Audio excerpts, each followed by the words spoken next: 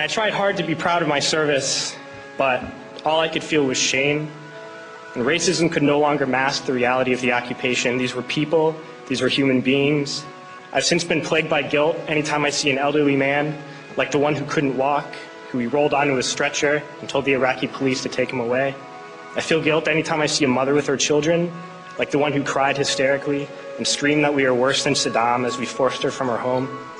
I feel guilt anytime I see a young girl, like the one I grabbed by the arm and dragged into the street. We were told we were fighting terrorists. The real terrorist was me, and the real terrorism is this occupation. Racism within the military has long been an important tool to justify the destruction and occupation of another country. It has long been used to justify the killing, subjugation, and torture of another people. Racism is a vital weapon employed by this government. It is a more important weapon than a rifle, a tank, a bomber, or a battleship. It is more destructive than an artillery shell, or a bunker buster, or a Tomahawk missile. While all those weapons are created and owned by this government, they are harmless without people willing to use them.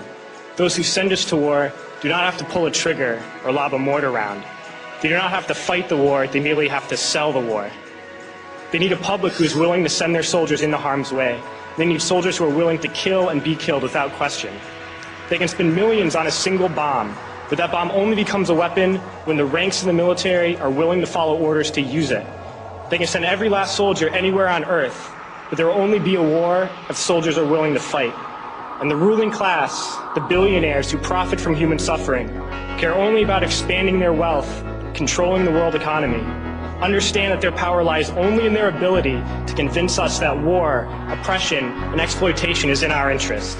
They understand that their wealth is dependent on their ability to convince the working class to die to control the market of another country. And convincing us to kill and die is based on their ability to make us think that we are somehow superior.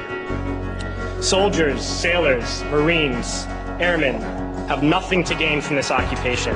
The vast majority of people living in the U.S. have nothing to gain from this occupation. In fact, not only do we have nothing to gain, but we suffer more because of it. We lose limbs, endure trauma, and give our lives.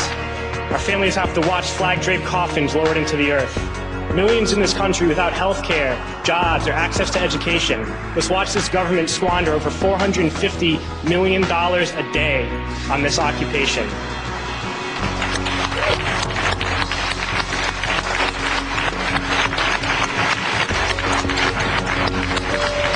Poor and working people in this country are sent to kill poor and working people in another country to make the rich richer. And without racism, soldiers would realize that they have more in common with the Iraqi people than they do with the billionaires who send us to war.